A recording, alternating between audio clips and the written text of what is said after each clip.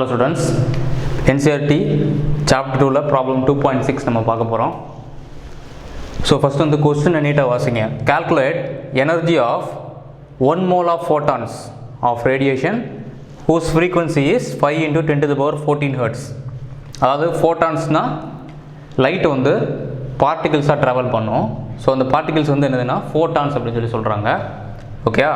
So 1 mole of photons அப்படினா என்ன அர்த்தம்னா இப்போ 1 dozen ஆப்பிள் அப்படின்னா நம்ம என்ன சொல்லுவோம் 12 ஆப்பிள்ஸ்னு நம்ம சொல்லுவோம். ஸோ 1 மோல்னா ஒன்றும் இல்லை 6.022 into 10 to the power 23 photons. அவ்வளோ நம்பர் ஆஃப் ஃபோட்டான்ஸ் இருந்தால் அது வந்து 1 mole of photons அப்படின்னு சொல்லி சொல்கிறாங்க. ஸோ ஓகே, இப்போ நம்மகிட்ட என்ன கேட்குறாங்கன்னா அவ்வளோ மோல் ஆஃப் ஃபோட்டான்ஸ் சேர்ந்து எவ்வளோ எனர்ஜி இருக்கும், கால்குலேட் எனர்ஜி, அதோட ஃப்ரீக்வன்சி எவ்வளோ கொடுத்துருக்காங்கன்னா அந்த லைட்டோட ஃப்ரீக்வன்சி வந்து 5 into 10 to the power 14 hertz. ஓகேயா?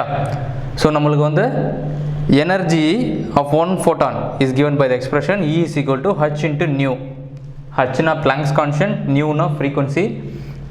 பிளாங்க்ஸ் கான்ஸ்டன்ட் நம்மளுக்கு தெரியும் 6.626 into 10 to the power minus 34 joule seconds.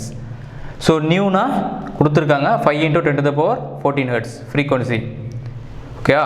So E into h நம்ம சப்ஸ்டியூட் பண்ணோம்னா 6.626 into 10 to the power minus 34 joule seconds into 5 into 10 to the power 14 second inverse. ஹெர்ட்ஸுக்கு unit வந்து second inverse. So வந்து 3.313 into 10 to the power 19 joules, 10 to the power minus 19 joules. இதுதான் ஒரு ஃபோட்டானோட energy. இப்போ என்ன கேட்குறாங்கன்னா 1 mole of ஃபோட்டான்ஸ்னா 6.022 into 10 to the power 23 ஃபோட்டான்ஸோட மொத்த எனர்ஜி எவ்வளோ இருக்கும் இன்ட்டு 1 மோலோட ஒரு ஃபோட்டானோட எனர்ஜி மல்டிப்ளை பண்ணுறோம். So 199.51 kilo joules.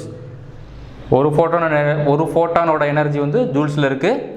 1 mole of photons மொத்தமாக சேரும்போது கிலோ ஜூல்ஸில் இருக்குது. 199.51 kilo joules mole inverse per mole. ஒரு மோல் வந்து இவ்வளோ ஜூல்ஸ் ஆஃப் எனர்ஜி இருக்குது, கிலோ ஜூல்ஸ் ஆஃப் எனர்ஜி இருக்குது.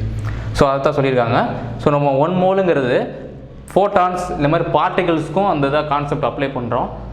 ஸோ இந்த வீடியோவில் ஏதாவது உங்களுக்கு டவுட் இருக்குன்னா கீழே கமெண்ட் செக்ஷனில் போடுங்க.